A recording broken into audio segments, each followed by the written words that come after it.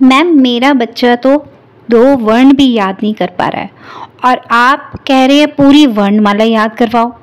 कैसे याद करवाऊं? यही प्रॉब्लम आपकी भी है ना? तो चलिए आज के वीडियो में इसी प्रॉब्लम को हम सॉल्व करेंगे। नमस्कार, मैं पूजा स्वागत करती हूँ आपका अपने YouTube channel easy learning with Pooja में। बच्चों की पढ़ाई का लेवल इतना ज़्यादा टफ हो चुका है ना आज के टाइम में कि जो चीज़ हम सेकंड क्लास में या फर्स्ट क्लास में लर्न करते थे ना, वो आज हम चीज़ें बच्चों को नर्सरी क्लास में ही स्टार्ट करवा देते हैं। स्कूल वालों को तो बच्चा भी वो चाहिए होता है जिसे पहले से लिखना आता हो, जिसे पहले से वर्णों का ज्ञान, अल्फ़ाबेट्स और नंबर्स ये सब आते हों, जिसका IQ लेवल बड़ा शार्प हो।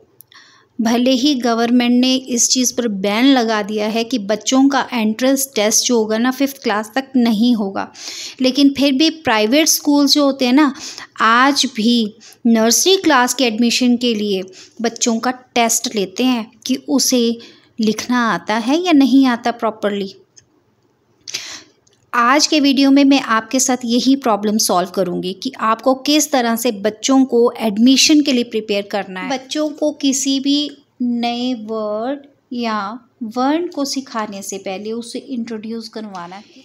इन सभी प्रॉब्लम्स को सॉल्व करते हुए आज मैं आपके साथ 7 एक्टिविटीज़ जो है ना वो शेयर करने वाली हूँ, जिसमें हमारी सबसे पहली एक्टिविटी क्या होगी। सबसे पहली एक्टिविटी जो है ना, उसमें आपका बच्चा इंजॉय भी करेगा और उस पर्टिकुलर वर्ण को, अक्षर को, नंबर को, अल्फ़ाबेट को पहचानेगा भी और उसे इजीली जो है ना लिख भी पाएगा।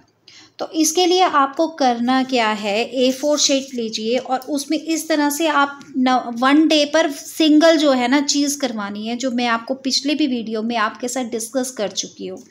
इस तरह यहाँ पर तो मैंने आपको बताने के लिए एक एग्जाम्पल के तौर पर यहाँ पर सारे के सारे जो है ना 3-4 इकट्ठे लिख दिए हुए हैं, लेकिन आपने एक ही जो लिखना है एक बड़ी शीट पर या A4 शीट पर बड़ा बड़ा लिखना है, एक ही वर्ण को या नंबर को या अल्फ़ाबेट को, और उसके बीच में ना ऐसे स्पेस रखना है कलरिंग के लिए।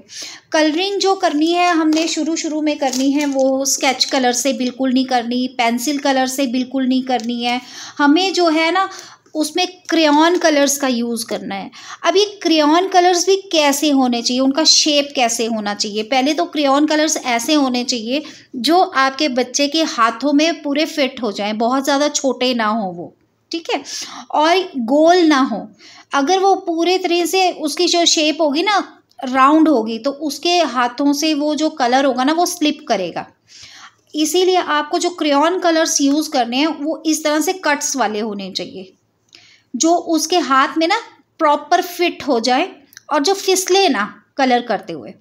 कलर जैसे जैसे वो धीरे धीरे करेगा ना, तो उसे वो चीज़ लिखनी भी आएगी धीरे धीरे। शुरू में वो इस चीज़ को, काम को पूरा करेगा और बहुत जल्दी थक भी जाएगा, लेकिन आपको उसे जो है ना बार बार मोटिवेट करना है काम करने के लिए। खूब सारे कलर्स ला करके दीजिए, बच्चे उस चीज़ को एंजॉय करेगा। इस तरह से पहले स्टैंडिंग लाइन में आपने उसे कलर करना। पहले तो शुरू में आपने ना उसे बॉन्डेजेस नहीं देनी है कि उसको स्टैंडिंग लाइन में करो या स्लिपिंग लाइन में करो। वो जैसे भी कलर करता है ना उसे करने दीजिए, ठीक है।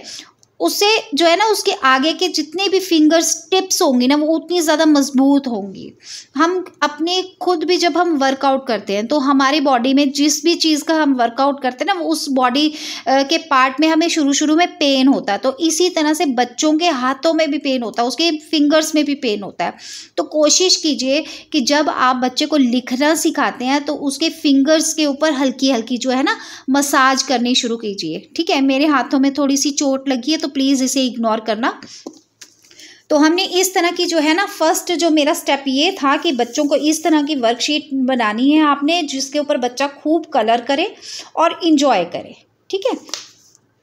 अब सेकंड पॉइंट में आपने क्या करना है, फ्लैश कार्ड्स यूज़ करने हैं। फ्लैश कार्ड यूज़ करने के लिए अगेन आपको जो है ना A4 शीट यूज़ करनी है। चलिए अगर आपके पास A4 शीट नहीं भी है तो आपको मैं एक ऐसा सॉल्यूशन बताती हूँ ना जो फ्री का काम हो जाएगा आपका। आपको क्या करना है, आपके जो पुराने कैलेंडर्स होते हैं ना जो पीछे से बिल्कुल प्लेन होते हैं, उनको इस साइज़ में जो है ना कट कर लेना है। अब कट करने के बाद ना स्केच कलर लीजिए। अगर आपने उसको ये छोटा अ सिखाना है, ये थोड़ा चल नहीं रहा है पेन मेरा, छोटा अ ही सिखाना है तो बड़ा बड़ा लिखिए आप इसके ऊपर। एक फ्लैश कार्ड के ऊपर एक ही आपने जो सिखाना, अल्फ़ाबेट, नंबर, कुछ भी सिखाना वो सिंगल लिखिए। और उसके ऊपर ना बच्चे को बार बार शो करना है और उसके ऊपर उंगली को घुमाने को बोलना है, बार बार घुमाने को बोलना है। और वो बार बार उसे दिखाना है और उसे उसको इंट्रोड्यूस करवाना है। इससे वो उसके माइंड में सेट हो जाएगा और उसे वो चीज़ लर्न आसानी से हो जाएगी। थर्ड एक्टिविटी तो आपने भी अपने बचपन में की है, मैंने भी की है और डेफिनेटली हमें अपने बच्चों से भी करवानी चाहिए, क्योंकि ये मेथड है ही इतना अच्छा और इफ़ेक्टिव। वो है स्लेट स्लेटी का यूज़। स्लेट स्लेटी पे आप जितना बच्चे को लर्न करवाएंगे ना उतना ज़्यादा अच्छे से लिखेगा, क्योंकि उसे फ्रीडम मिलता है। बच्चे को हाथ में जब आप स्लेटी देंगे ना लिखने के लिए, तो कुछ भी टेढ़ा मेढ़ा लिखेगा, लिखने देना आपने बस उसे। एक तरफ आपको अपना जो है जो भी उसे सिखाना वो सिंगल वर्ड लिख दीजिए और दूसरी तरफ उसे अपनी कोशिश करने दीजिए, ठीक है, विदाउट एनी बॉन्डेजेस। और बहुत ही इजी मेथड है।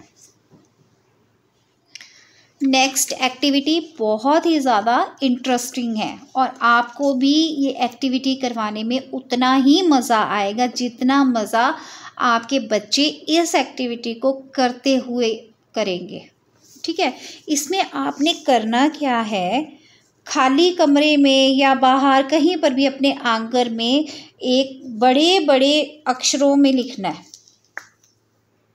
कहीं पर भी अपने घर के आंगन पर आपने क्या करना है, चौक से, जैसे मैंने लिख दिया यहाँ पर 2, ये समझ लीजिए मेरे घर का आंगन है यहाँ पर, तो मैं इस छोटे से पेपर के ऊपर ही आपको करके बता रही हूँ।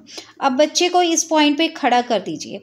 अब यहाँ से बच्चे को चलने के लिए कहिए, जहाँ जहाँ आपने ड्रॉ किया ना वहाँ पर बार बार 3-4 बार जब वो चलेगा ना उसको अपने आप पता चल जाएगा कि ये तो भाई नंबर 2 है।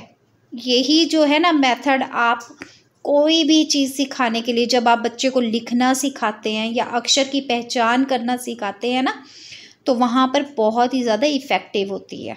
ये बच्चे के माइंड में जाकर के सेट हो जाएगा कि ये शेप तो भाई 2 की है, इसे वो कभी भी नहीं भूलेगा। बताइएगा ज़रूर कमेंट बॉक्स में कि ये एक्टिविटी आपको कैसी लगी और कहाँ तक इफ़ेक्टिव रही आपके बच्चे के लिए।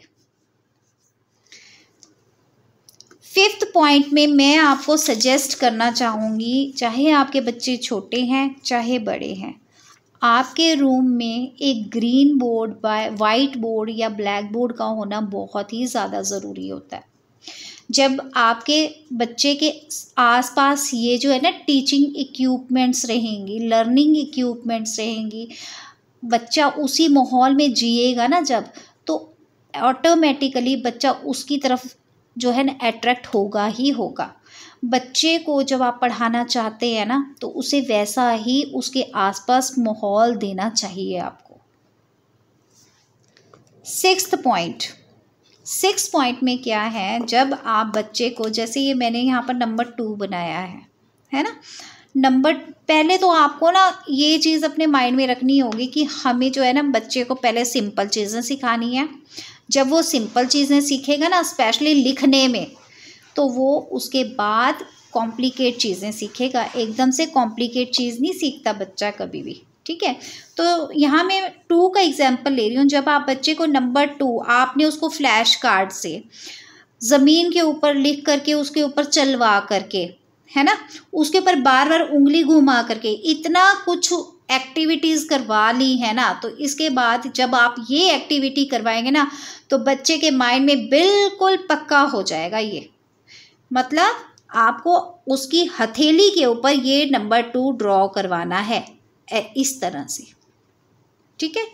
जब आप ऐसे बार बार उसके हाथ पर ड्रॉ करेंगे ना तो उसका ये रिवीजन टाइम होगा। जब आप ये रिवाइज करवाएंगे ना बार बार उसकी हथेली पर, तो उसे ये कभी भी कॉन्सेप्ट भूलेगा नहीं। अच्छा, 7th पॉइंट जो है ना वो बहुत ही ज़्यादा मज़ेदार है। ये बच्चा जो है ना, इससे उसकी राइटिंग स्किल्स भी इम्प्रूव होंगी, लर्निंग स्किल्स भी इम्प्रूव होगी, और इसके साथ साथ ना उसका IQ लेवल भी बहुत ज़्यादा इंक्रीज़ होने वाला है। इसके लिए आपको क्या करना है ना, फर्श के ऊपर जैसे मैंने बच्चे को घ सिखाना है ना, घ सिखाना है इस तरह से, ठीक है। तो आपको ये ड्रॉ कर लेना है ज़मीन पर, बहुत ज़्यादा लार्ज स्केल पर नहीं, मतलब इतना इतना, ठीक है। वो आपने ड्रॉ कर लेना है। एक बॉक्स में पेबल्स रख लेने हैं, पेबल्स को धो करके साफ़ सुथरा रख के ना उसके आगे रख देना है, और उन पेबल्स को ना इसके ऊपर अरेंज करवाना है। जब आप ये चीज़ अरेंज करवाएंगे ना, बच्चे में एक सामान को डिसिप्लिन वे में किस तरह से रखा जाता है, ये भी जो आदत होगी ना वो इंक्रीज़ होगी। हमें बच्चों को अच्छी आदतें भी तो सिखानी है ना, समाज में रहना भी सिखाना है, तो ये हमारी शिक्षा भी साथ साथ में चलेगी। बच्चा जितना ज़्यादा नेचर के करीब रहकर सीखता है ना, उतना किसी भी चीज़ से नहीं सीखता। बच्चे को जितना प्यार पत्थर, मिट्टी, पानी से होता है ना, और उतना ही उससे ज़्यादा वो सीखता भी है। तो बच्चे को अपनी नेचर से जुड़ा करके रखिए, और बच्चे को नई नई चीज़ें, अच्छी अच्छी प्यारी प्यारी बातें सिखाइए। IQ लेवल से रिलेटेड जो है, मैंने अपने चैनल पर ना बहुत सारी वर्कशीट्स जो हैं वो शेयर की हुई हैं। आप वहाँ से जा कर के देखेंगे तो आपके लिए बहुत ज़्यादा हेल्पफुल रहेगा। मैं उसके जो जितने भी लिंक्स हैं ना वीडियोस के, जो आपके लिए हेल्पफुल रहेंगी, वो मैं अपने डिस्क्रिप्शन बॉक्स में डाल दूँगी। आप वहाँ से जा कर के प्लीज़ चेकआउट कर लीजिएगा। और मिलती हूँ मैं अब अगले वीडियो में आपकी नई समस्या को लेकर के, उसका सॉल्यूशन निकालने की कोशिश करती रहूँगी इसी तरह से। तब तक इजाज़त दीजिए मुझे। Bye bye.